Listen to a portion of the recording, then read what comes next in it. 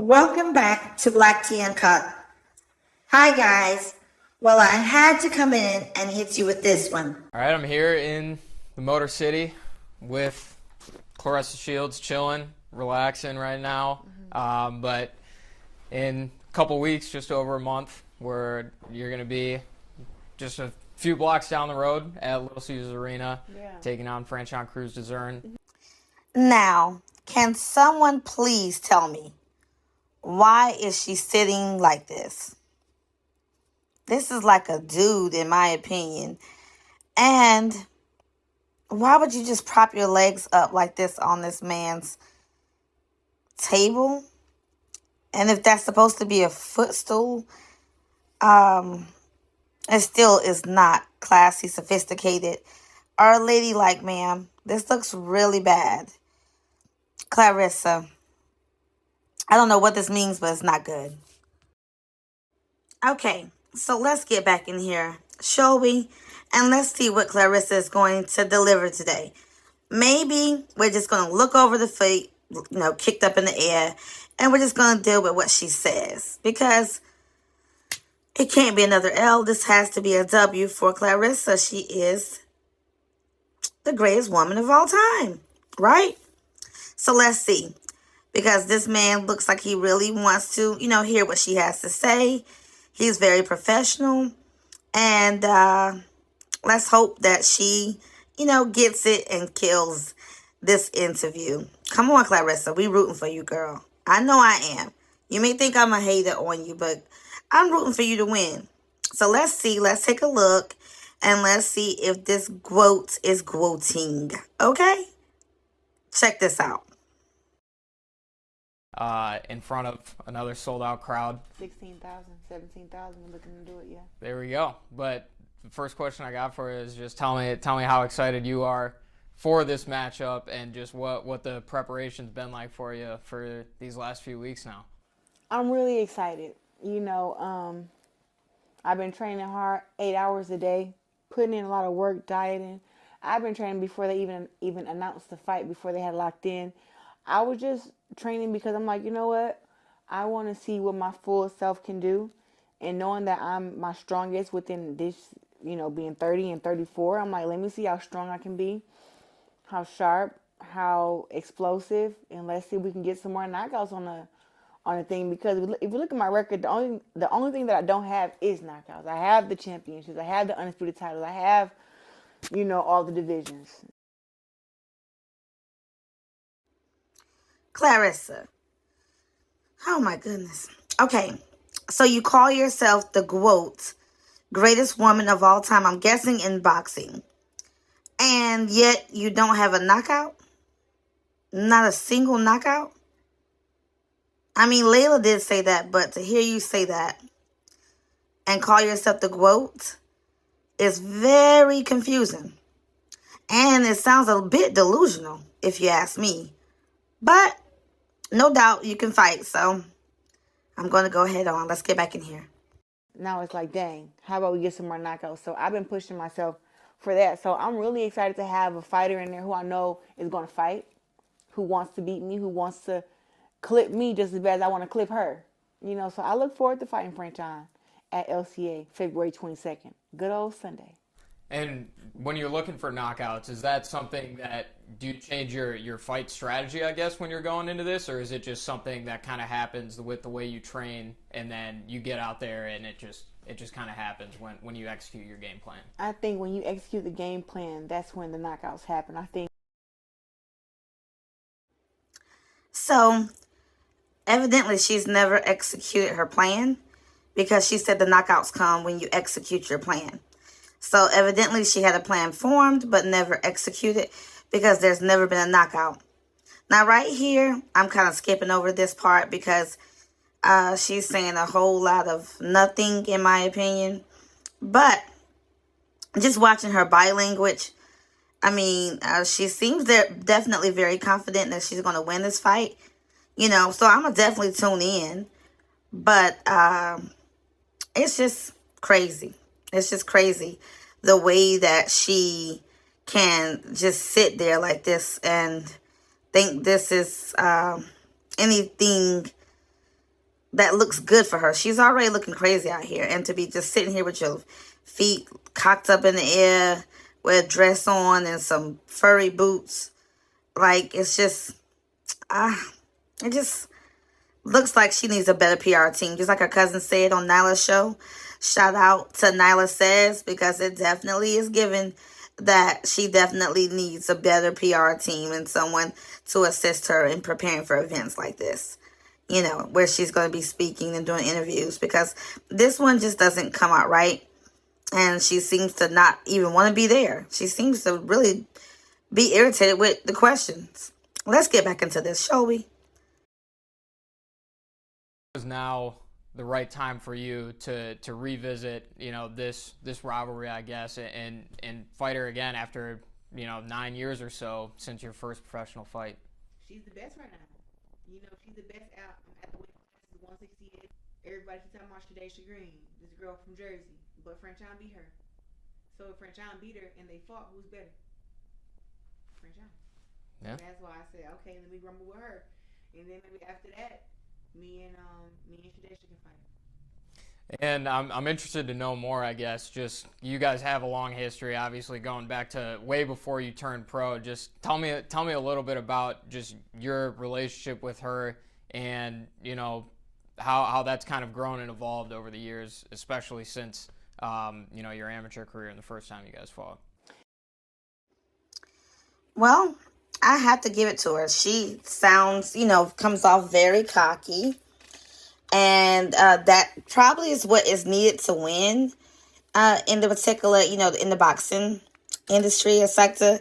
Well, in life, period. You know, you have to have a winning attitude. And she definitely believes in herself. But I just cannot get over the fact of how she's sitting in this interview, acting like she could care less about this interview, showing no type of appreciation or respect for her fans that's watching to show up. She just seems to want to show up just gutter at all times. And I thought the whole thing was to sort of rebrand away from that stereotype and narrative. But this interview just doesn't do that for her. But let's get back in here. Maybe she's going to fix that. Uncut Nation sound off. Am I wrong? Do you think that this goes with her brand and she should stick to this brand? Or do you think she should be trying to elevate her brand, especially after all the spectacle stuff that she's, you know, now brought into her life, you know, via the Papoose love train? All right, let's get back in here. I kicked their ass.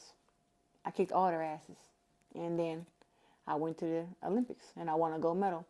And then from there we went to some world championships together.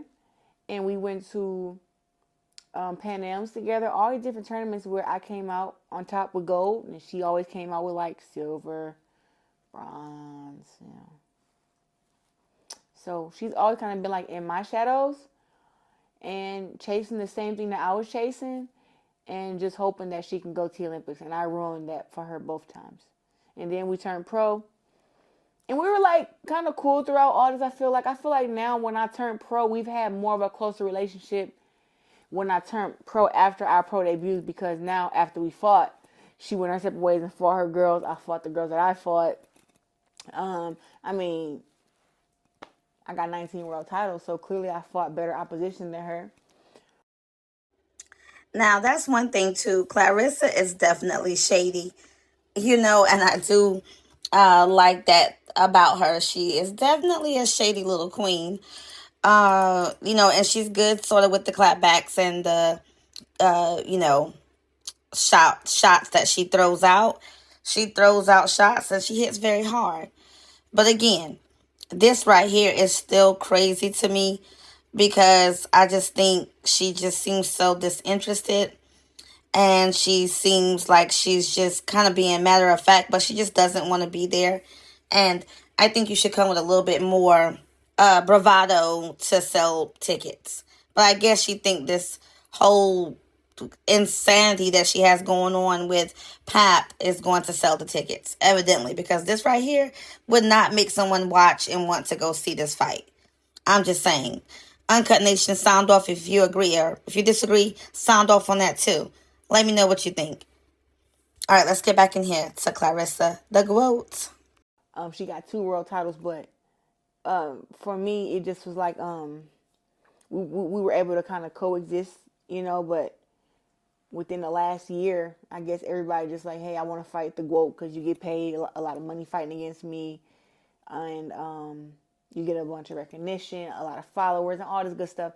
I think she wanted a piece of that, so she kept like trying to calm me out, but I've been told her that we should have fought when I was undisputed at 160 and she was undisputed up at 168. We should have fought then, but for some reason she didn't want to fight then. She wanted to do other things, and then in the meantime she lost to Savannah Marshall when I beat Savannah Marshall. So there's a lot of things that Franchon hates about me, that I beat everybody that she loses to, and that I have a bunch of gold medals and she don't. Well, wouldn't that just means that she's being strategic? If she wants to have more followers and more presence on social media so she can get bigger deals and things like that, that would make sense for her to go ahead and fight you now, because you are definitely trending, girl. You are trending every day. You're all up and down my timeline, even from videos I don't even make on you.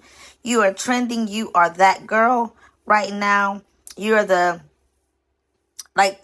psycho we're waiting to see go psycho when Papoose shows you that he's really still in love with his wife.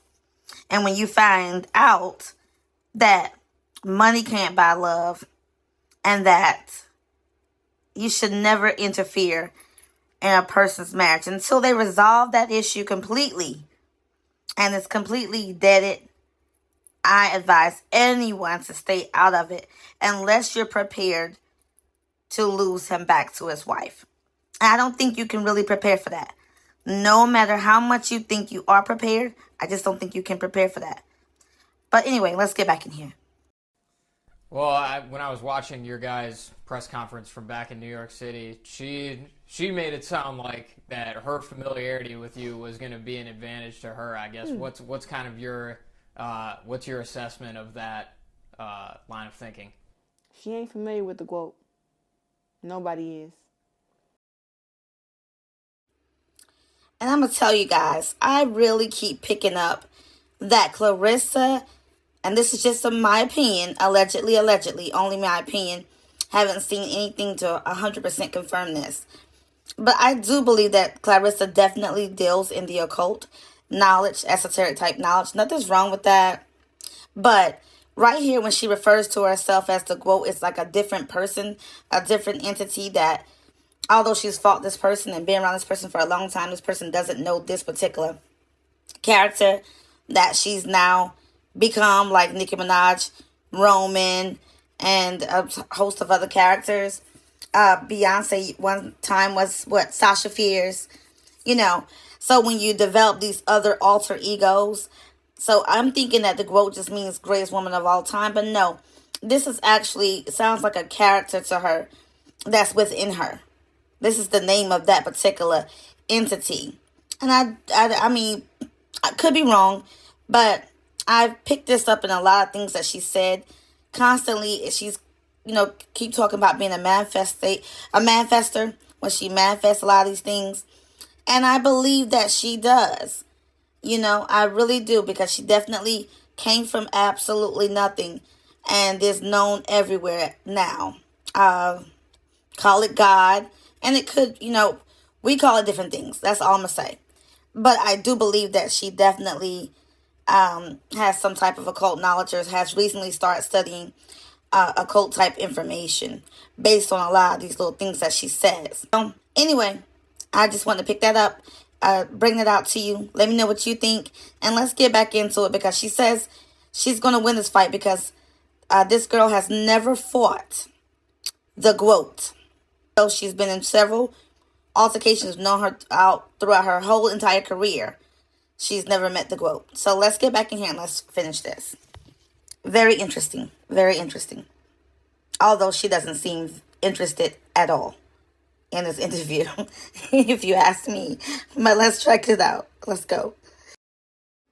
Now, I decided to fast forward a little bit past some of this because some of this right now is just a whole lot of kind of repeating the same thing. Just basically saying that she's going to knock her out this time, though. She's not going to fight her like a technician that she is and just go to 10 rounds. She's going to try her best for the knockout. But yeah, just a lot of fluff here. So please go over there and check them out. Be sure to link the channel's name here so you can go and actually check them out. They have some great content that you may want to check out overall. So I'll be sure again to link that. You can go and show them some love for this, interview that they did with Claressa. Because although she doesn't seem, to have any excitement or any type of trying to actually sell this fight, in my opinion, but he did a good job nonetheless. Let's get back in here. Remember, after your last fight against Lonnie, there was maybe some doubt about your next fight being back in the state of Michigan. Can you just tell me a little bit about how this all came together and why you wanted to bring this one back to LCA? Listen, I always enjoy fighting in Detroit. It's my second home, and we were exploring options up in Atlanta, and we were exploring options in Vegas. It just seemed like right now we wanted to do it again up in Detroit. And it won't be my last time either. I don't know if after this fight will we go somewhere else. I just know that Detroit love me boxing. So does Atlanta, so does New York. But it just seemed like for this fight, the magnitude of it, and Franchon being from right down the street, being from Baltimore, seemed like people would still come from Baltimore to Detroit. And we're going to have Detroit and Flint and Pontiac and Vegas, and everybody come to the house in New York. So it seemed like it just made sense. So basically, as you can hear, she's getting home field advantage, I will call it. Because I guess she's the champ, undefeated. So therefore, she's getting to choose where the fight actually goes down at. And so she's choosing the same city that she comes from. Hence, more support, being in her hometown. Being able to siphon that energy from her fans that, really, really probably her core supporters. And that's basically what I'm getting from this. Does it seem unfair to the competition, Franchon?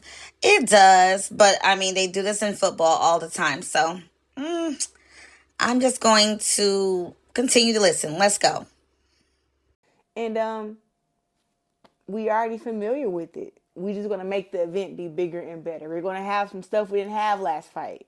Some big stuff because, you got an $8 million deal, you got a little bit more money to play with. Yeah, and I learned my lesson from last time asking you if you would reveal any of the surprises for the fight. So I'm not going to do it. I'm not going to do it. You shut me down. But now, this is the only time you get to see her laugh is when it remotely, kind of goes back to Papoose with the win deal for the $8 million. Now she's laughing. It sounds a little fake to me, but that's the only time you see any kind of emotion for her. Like, she's like dead emotionally unless it relates to Papoose. Like, it's crazy. But anyway, let's go. Kelly Price is singing the national anthem. You know what Kelly Price is? Yeah. Okay. All right, Kelly, there we go. Listen, we got something this time. Yo, she is a super legend. I'm talking about like legend. Like I haven't even put the poster out yet, but when I do, it's like we're talking about the Kelly Price. Like, it's gonna rain Kelly Price. Okay, guys, so I'm going to skip ahead just a little bit because she just goes on and on to brag on having Kelly Price perform. I will say I love Kelly Price. I think she is dope. And so, yes, I can understand her excitement for having Kelly Price sing at her fight. So, wait, to fight her or take a break? I guess both, really, but just to have fights scheduled regularly, too.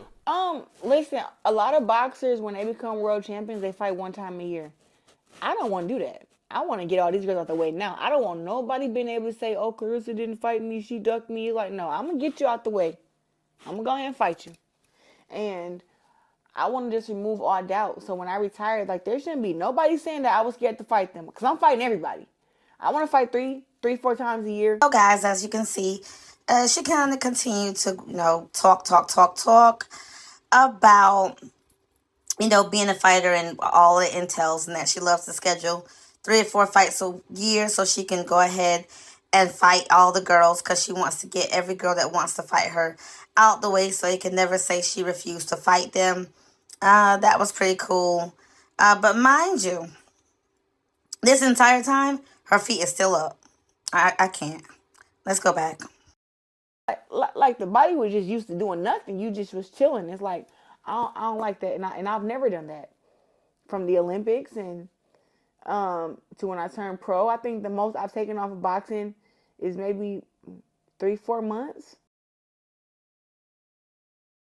You know what? I took a playbook out of Floyd Mayweather playbook. A playbook out of Floyd Mayweather's playbook. Do you mean a play out of Floyd Mayweather's playbook? Okay, Claressa. Girl. Let's go. He signed with James Prince, who was also a label, a music company.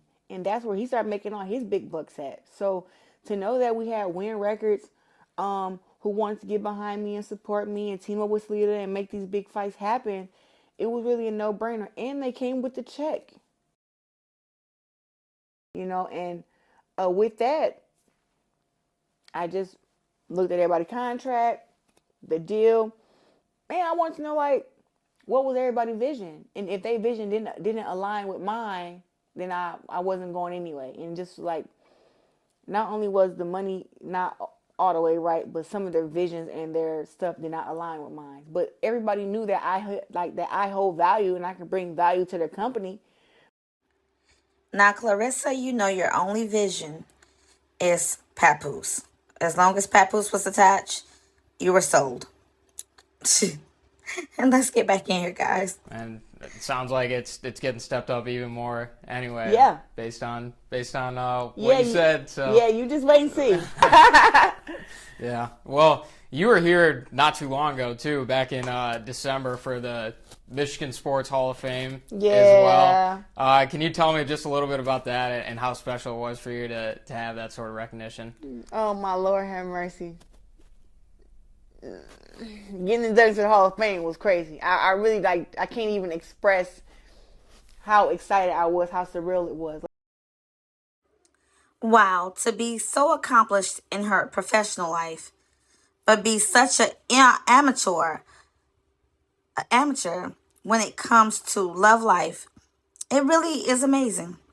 She has a Hall of Fame. She's already been inducted into the Hall of Fame, but is a complete novice when it comes to love and being able to see when a man just doesn't want you, to read the play that everybody else can see before your eyes.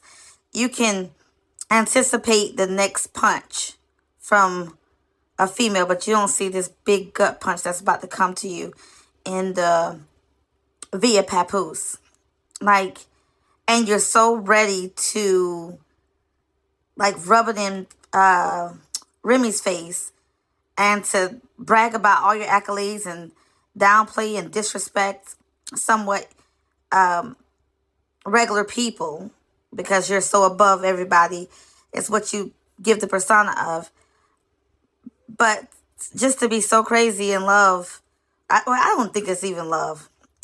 Let's get back into this, because what she has for Pap definitely is not love. It's lust, and she wants to win in love, quotation marks as well. All right, let's get back in here. I'm really grateful to God for that. My mom was there, my uncle, Pap came, Win Records came, and it was just such a great night. Not just first Hall of Fame though, but I mean the Hall of Fame in your home state. Like you said, you're sitting alongside a bunch of other legends from Michigan. I guess was it kind of different for you knowing that this is like your home, recognizing you and being recognized along other legends from the state as well? Hall of Fame period was just surreal to me. I'm like, yo, this is not supposed to happen until after I retire. But it seemed like everything happens to me early. Getting the street name after me.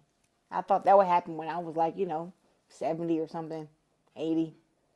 It happened when I was like 28, 27. I'm like, a street? Are you But serious? for real, no This is lies, what she birth control does do, have like a some big old, serious they got my accolades. picture in the front. You She ride has past some birth, really major they go accomplishments. picture of me there. And I did get to They learn got that from the this street sign that interview. used to live out on Spencer So Street. again, I was like, shout man, out, because this pretty cool. And interview not to mention all the did help me things to to be an African understand champion, pound for her pound, the number accolades one woman better fighter in the and world. understand Like, who she really is as I an don't know, it seemed athlete, like this is all a you know, joke. boxer. All right, let's go back in here. We're almost finished. Well, I'm glad you And we're brought up going Burston to because I come was going back to for ask a about it final next. conclusion. Obviously, you did a bunch of stuff over the holidays, giving back to the community at Burston. Just how fulfilling and rewarding is that for you? You know, I give back to Flint because I feel like Flint gave to me, right? And growing up, I wasn't the kid that had the nice clothes or the shoes or the money to go to these boxing tournaments and even Christmas and Thanksgiving. And we used to go to these free giveaways and get turkeys and get stuffing and mac and cheese and free food places. And I just always want to give back to that because I know there's other kids going through that. Like there are some parents who can't do that for the kids, and I don't want them to feel left out when I can kind of step in and help. You know, I was just about to say, you know, shout out to Claressa for this. You know, this is the one part that touched me out of her whole interview. But when I thought about the fact that she said that she turned down a woman that had 4 kids, I believe, 4 or 5 kids, and because they had beef online, she declined to feed the kids. So that kind of negates or take away the giveaway, the love for the children aspect of her. You know, now it was found out that she may have lied about that, but even if she lied about that, what a dumb thing to lie about. You know, what a dumb thing to lie about. That you turn away kids because you're mad with the parent. Like, I just, You know, so let's get back in for here. Thanksgiving, we gave away 350 turkeys plus food baskets with potatoes, mac and cheese, um, cranberry sauce with the stuffing and everything. So they can, I think it was greens too, where they can have like a full Thanksgiving meal. And then for Christmas, we gave away 600 plus toys. Like we still had toys left over, and everybody was gone. So I was really happy to be able to do that. You know, so many kids, you know, was like, I've never got a bike before. You know, like, cause their parents can't afford them a bike, or parents can't afford A bike? Good luck getting a kid to ride one. Let's go. the scooters, the bikes, the helicopters, just to so they don't feel left out. Cause I know it was times when I felt left out. There is really special for you. I'm wondering, what are some of your favorite memories growing up? I knocked the girl down inside a bursting gym. Like they threw a fight there. It was like a boxing fight, and I fought against this girl named Melinda Watpool, and they called her Kangaroo, and I dropped her. I hit her with a shot, and I dropped her. That's the first girl I ever dropped. Like I was like, oh, like I had stopped girls, like where the ref jumped in and counted them out, but I hit her myself, and then she just went down like a ton of bricks. She fell. I was like, oh my god. Wow. How sad. Oh my gosh. We're almost done, guys. This is crazy. Whew. We're almost done. And I made her eye real big, so her eye was huge. I can probably find pictures of that. And just that bursting, I mean, I've had some of my happiest days there. Like people, I was taught how to box. Like people think I just know how to fight. Like I know how to box, which people know that too. Like I have great skills, great defense and offense and stuff. And I just remember when we used to come to the gym Monday through Friday, and sometimes Jason would come on Saturday. And nobody would ever come to the gym on Friday and Saturday. It'd just be me and Jason. Jason would have me on the wall, punch the bag, make me run. I'd be the only one there. I would come Monday through Saturday to the gym. And Sunday I was like, dang, I wish I could go to the gym again. But I used to just go to church. And I just remember those times with me and Jason like learning how to box and understanding the game, and just him even like giving me so much game to when I became an adult that I still think about now. You know what I'm saying? I'm really grateful for those moments. And Mind blown. This is really mind-blowing, for real, for real. Whew, You Lord. said best moments. I mean, the baseball games. I almost got hit with baseball one time. It came across the thing, almost hit me. Pretty cool. And